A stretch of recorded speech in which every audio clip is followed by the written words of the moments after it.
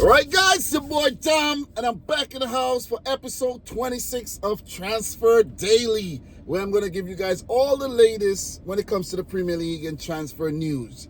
I will not cover every single thing, so if there's something that you're aware of, please let me know in the comment section down below, guys. So do me a favor as well. Smash the thumbs up button. Let's get the video to 100 likes. I need to start getting you guys in the mood, you know what I mean, to like the video. See, those of you guys who keep coming back for the content, like the content. Keep liking the content. And if we do that, you know, by the time the season starts, we're going to see that progression with people just automatically liking the video. So we're gonna go from having a little bit of likes to a lot of likes, which will help promote the videos in the long run. So guys, today is hot again. It's 101 degrees Fahrenheit on the dial, and it's blazing outside, I'm telling you. So I got the AC pumping. You know, I don't have it turned up too loud, but I made sure I whipped up the content for you while I was at work. I even color-coded everything. I bought some pens yesterday and put it in color. So, you know, I'm getting everything nice and, you know what I mean, you know, proper. So let's go. Let's get into the content, man.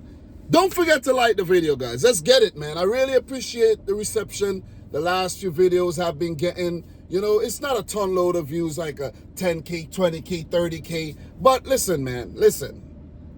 I was absent for some time. I can't expect people to just, you know, jump back on the train. You see what I mean? It's going to take some time. So, guys, let us start, man. Olympique Lyon has been relegated over the 500 million euro debt. It said that they can't appeal the debt and try to avoid that relegation to the second division in French football. Olympique Lyon's major stakeholder is John Textor. He was a former owner of Crystal Palace, but it recently came out that he sold his stake in Crystal Palace, but he still owns a majority stake. I think him and the Eagle, the Eagle Football Group, if I'm not mistaken, or something like that. The thing is called Eagle something. Olympique Lyon relegated. I was like, whoa! I didn't even know that was going on. So that is big. That is definitely big news, and I just wanted to hit you with that before we get started. I know it doesn't have anything to do with the Premier League, but John Textor has things to do with the Premier League. So guys, we're gonna keep it moving though. More to come on that. I don't know where Olympique Lyon placed last season. Give me 1 second, right? Olympique Lyon. Let me see something, right? Olympique Lyon last season. Let me see something. I want to just see something, guys. Oh yeah, they placed sixth. So I see a green there, which means they're probably in the Conference League. They're probably in the Conference League from the second division. Good luck. Good luck. So, guys, let's start, man. Mike Maignan. This one is an old one. I actually just forgot to talk about it. And it's been reported that Chelsea won't go back in for the French goalkeeper after failing to sign him for the Club World Cup. And the AC Milan hierarchy came out and commented on that situation and said Maignan is going to be a AC Milan player next year and so on and so forth. But I don't know. I don't know what's going to happen. I don't know if another team's going to go in for him because he's rather cheap right now. For quality and a highly rated goalkeeper, he is very, very cheap. Talking about goalkeepers, Kepa Arrizabalaga completes a move across London from Chelsea to Arsenal in a deal worth £5 million. He will serve as backup to David Raya. Listen, man, listen. Maybe the deal is a lot better over at Arsenal. Maybe they're going to pay him the money.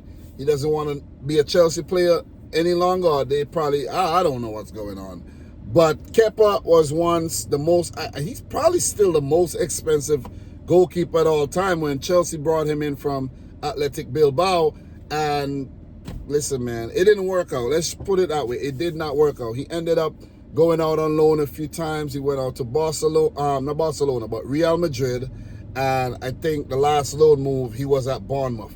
He was doing pretty good over there, though. So I'm surprised that Bournemouth didn't try to sign him on a permanent basis. So maybe too expensive. Maybe the wages. Yeah. While he was there on loan, maybe they was like splitting the wages, 75% Chelsea, 25% Bournemouth. Maybe. I don't know the full details, but he is now an Arsenal player. Before I keep going, why do Arsenal always end up with the rejects from other Premier League clubs? It's like, I could understand if they're going in for like top players, like when players are at their heights at another Premier League club. Like, I don't mean like a lower Premier League club in terms of Arsenal, like the Big Six. You see what I mean? Like, think about it. Really think about it, right? Just stop and think about it. Whenever they sign a player from like Man City, Chelsea, Liverpool, not Spurs, but it happened before. Pretty sure it happened before. But those clubs, Man United, it's always a reject. You see what I'm saying? It's always a flop player. It's never like a player that's gonna at the heights and Arsenal winning for them. Why? Why do they do that? Anyways, man, let's keep it moving. Maybe there's some exceptions. If there is, let me know down below. Christian Norgaard, Brentford midfielder, has the chance to play Champions League football as Arsenal are exploring a deal to sign a 31-year-old Danish midfielder. And the first offer is said to be worth 11 million euros. And reports have come out on Twitter from Fabrizio Romano and other journalists that the deal is near to completion as the player have agreed personal terms with Arsenal, and it's now up to the clubs to decide the final fee and the final details for Christian Norgaard. He was linked to the move to Spurs because his old manager Thomas Frank is now in charge of Spurs, but Brentford was set to block the move. So it's kind of weird that Arsenal are going in for him and Brentford are allowing it to happen. Is there some type of rift between Frank and Brentford that Brentford don't want to sell Thomas Frank any of their player? I don't know, because they're mad that he left the club. I don't know though. I don't know. But if you have these, look, if you have Thomas Frank leaving, Mbeumo leaving, Wissa probably on the contract, the transfer list. You have Christian Norgaard, one of the, the key components of their midfield. But Brentford could be in trouble. And I've said it before and I'm going to say it again. They could be in trouble. Let's keep it moving. We're still talking Arsenal, where Thomas Partey, the Ghanaian midfielder, is set to leave Arsenal on a free, as there's been no progression in him signing a new deal at Arsenal. A lot of times with these players, especially when they're coming up, going up in age, the clubs don't want to offer them like multi-year contracts. They want to extend like a further 1 year. Like, we see what's happened next year. We're going to extend again. We're going to see what happened. And most of the times, they don't really want to raise their weekly wages or their monthly wages. They want to drop the wages. So most of the times, the player just say, okay, yeah, I'm gonna just leave and find somewhere else to play. So Thomas Partey might probably end up in Saudi Arabia somewhere in the desert heat, playing for Al Nassr or Al Ahly or Al Hilal or one of them teams. So up next, guys, Brian Mbeumo. It's said that Man United are close to sealing a £60 million deal for the Brentford forward. Man United have secured the services of Wolves' forward Matheus Cunha for a deal worth 62.5 million pounds, and Brentford was said to be holding out for a similar amount of money, because they say, hey man, if you pay that much for Cunha, here we go. We have Mbeumo. He scored a ton load of goals last season. You got to pay the same amount of money, and it's only right, definitely only right for the Cameroonian international to get a sweet deal to join Manchester United. So it also came out and said that his salary might be around 150 million pounds a week, and I don't know how much he's on right now, but I could actually look it up though.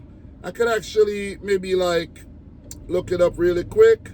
Brian Mbeumo salary at Brentford. Let me find that out. All right, so bam. So Brian Mbeumo's salary at Brentford, I'm gonna get the info pretty soon. He said he wanted 250,000 pounds a week. So, don't know if he's going to get that. So, that's still loading. Seems like there's not much information on that right now. But it's still loading. I don't know what is going on. Should have got an answer already. But anyways, there's no answer. Whenever there's an answer, I'll let you know, guys. So, Brighton owner Tony Bloom completed a 29% purchase of Scottish side Hearts. So I like to throw those things in there, whenever there's a acquisition, whenever a manager joins the club, whenever backroom staff, whenever a player retires, if there's a death, unfortunately, if there's a death, any news worthy of talking about when it comes to transfers or anything like that. So, Brandon Buemo's exact salary at Brentford isn't publicly disclosed in an official club document, and no reliable sources like Sportrack or media outlets report his precise wage. However, based on comparable Premier League salaries and data from sites like The Athletic and Football Transfers, estimated weekly wage between 30 and 40,000 pounds per week. Annual range of 1.6 to 2.1 million per year. Makes sense. I think he's on about that type of deal. So thank you very much for the information. I got my sources right here, man. So guys, let's keep it moving. Adam Lallana confirms his retirement from professional football at the age of 37 years old. He played for Southampton, Liverpool, Brighton Hove and Albion, and Bournemouth. He made 305 Premier League appearances, scoring 33 goals, picking up 34 assists. He got one Premier League title and a Champions League title with Liverpool, but I have to say it was a career plagued by injuries. Happy retirement, Adam Lallana. He was also a former England international. I remember when he first burst on the scene, oh man, Adam Lallana was a truth, man, but he could never stay fit. Let's keep it moving. Omari Hutchinson, the Ipswich forward, is a target for Everton, with Brentford, West Ham, Fulham all monitoring the player's progress. RB Leipzig and Borussia Dortmund are also said to be interested in the forward. He had a decent season last year, but in Ipswich's promotional season, he was much better. The Premier League step-up was, a big one. Didn't really... He showed glimpses of his promise, but could have done better in my opinion. Guys, so we have Jarell Kwanzaa. The buyback clause for Leverkusen's newest centre-back will be worth over 60 million euros, and it will be only valid after 2027. So Liverpool can't go back and buy him next year because all of a sudden Bayer Leverkusen go on to win the Bundesliga, invincible again, keeping 20 clean sheets in the season, all because of Jarell Kwanzaa. Liverpool can't say, oh, we got a buyback clause, we want him back. No, they will have to wait 2 years before they could actually activate that, and they will have to pay a pretty penny for their former defender. Let's keep it moving, man. Marcus Rashford. Barcelona want the player on loan, but Man United are aiming for £40 million sale. They don't want to loan him, they want to sell him. Just like Jadon Sancho, they want to sell both him and Marcus Rashford. They don't want the players at the club anymore. They're a liability. They're on too much money. And Man United are trying to cut some of that. I also recently saw, I'm just remembering this, I saw a post recently. Let me see. I just remembered this. I saw a post about a Man United player, right? So, Man United player by the name of Casemiro. So, let me just search this really quick. Casemiro, and the kind of money that he was on, and that Man United wanted to get rid of the player. So, yeah. So, yeah. So, let me add this in right here, guys. This is not written down, but because I remembered, I saw it and didn't write it down, I'm going to hit you with this one. So, it's in Portuguese and it's been translated. Al Nassr are in advanced talks with Manchester United to sign Casemiro. The 33-year-old has 1 year left on his contract at Old Trafford, but the Red Devils would like to get his £350,000 a week salary off their wage bill. You see what I'm saying? So between Rashford, Sancho, and Casemiro, Man United have paid £1 million a week. That is insane. That is nuts. That is nuts if you ask me, man. But talk about Jadon Sancho. Claims are that Juventus are ahead and they will be video calling Manchester United over talks for the player. So they're in negotiation, but instead of traveling from Italy to Manchester, they just say, man, Zoom call, WhatsApp call, you know what I mean? Just WhatsApp call and discuss about Sancho. It might fall through anyway, so it doesn't make sense buy the ticket and go to England and, you know what I mean, all of that. Let's just video call and chit-chat. So let's see how that one progresses. This one's a big one, guys. Alexander Isak. Newcastle United are prepared to make him the best paid player in the club's history and fight off any approach for the star striker.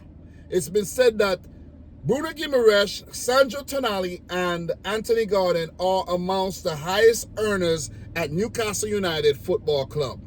Isak currently earns £120,000 per week, according to Sportrack, with a new contract potentially taking him closer to £200,000 a week. The striker has 3 years left on his contract, and Newcastle expect new bids to be coming in for their striker early next month, which is July 2025. So what they're doing, they're trying to bulletproof the player, set him up nicely, extend his contract by maybe 2 more years, and also bump up his wages to make him the best paid player in Newcastle United's history, sending a statement to the player that you're here to stay. You don't have to go anywhere else. You could stay here and earn big money. But what if Liverpool come in with a bigger offer? I know a lot of clubs don't like to do that, and I think with Liverpool they like to keep a certain wage structure because they had like Sadio Mane was on like dumb wages. I mean, like stupid low wages for some time, you know? And it's just recently like Salah and Van Dijk and maybe 1 or 2 other players got a major bump in their salary. So I'm not one to really talk about salary a lot, but since I'm doing transfers, that's very, very important. So let's see how this whole Alexander Isak situation unfolds, whether Liverpool are going to go in for him. There's been no official bids yet. So let's see how that one works out. Let's move on, man. Darwin Nunes. According to Ben Jacobs, Liverpool set his price at 70 million euros. There's been no official bid made yet, but one expected soon. His market value is currently at 45 million euros, according to Transfermarkt. And that's my research put at the end there. Guys, I'm trying to hook you up with as much info. I want when you watch these videos, you're receiving as much info and entertainment as possible. I want you to come back every day. I want you to say, listen, man, I love this transfer thing that Dom does. I could just put it on and I could be updated with all the transfer news and rumors that's going on in the Premier League. You see what I'm saying? Once it's confirmed, you're going to get it. If it's a rumor, it might slip through the cracks. But most likely you'll get it if it's significant enough. So let's keep it moving, man. And I have 2 more to touch on. And they all have to do with Liverpool. So big up the Liverpool fans who come back and support the video time and time again. Really appreciate y'all, man. Do me a favor, man. Drop a red dot in the comment section. Drop the red dot. Big up to everybody who dropped the red dots when I asked you to drop the red dots before. Let's land the plane. Liverpool youngster Owen Beck has been reported that Wrexham, you know that club Wrexham, very progressive, climbing up the charts, climbing up the tiers. They're now in the championship, owned by Ryan Reynolds and another guy, I don't know his name. It said that Wrexham are interested in loaning the Welshman Owen Beck. But Liverpool boss Arne Slot wants to see the 22-year-old left back in preseason before he makes any decision. Because, you know, you could send him to Wrexham and then he's a world beater. And then you're like, damn, man, why did we let him go? and you had stipulations in his deal. If he met certain criteria, then you guys are going to have to buy him, you know, obligation to buy, and then you end up losing the player. So Slot want to see him just in case. He said, you know what, we'll keep you in the squad, sell Tsimikas, Robertson is leaving, you play back up to Kirkish. So good decision in my opinion, but I think he ought to leave the youngster, let him go to Wrexham and help out that Welsh club rise to glory. So this one is a big one, and according to Dave Powell, Liverpool could spend another £200 million in the transfer in the Let me do this again. According to Dave Powell, Liverpool could spend another £200 million in the market this summer and still be PSR compliant. And PSR stands for Profit and Sustainability Rules. And that is the equivalent to financial fair play rules if we're talking UEFA, right? So let me just hit you with some really good info right now. And what PSR means in practice, right? Under Premier League profit and sustainability rules, a club is allowed to make a maximum loss of £105 million over a rolling 3-year period. That's 35 million per year. I'm saying this slow just to give you context, where Olympique Lyon, they were in debt 500 million euros. That's a loss, basically. They're not making no profits. They're in debt. You see what I'm saying? So you get what I mean? However, this allowance drops if the club does not receive owner funding to cover losses.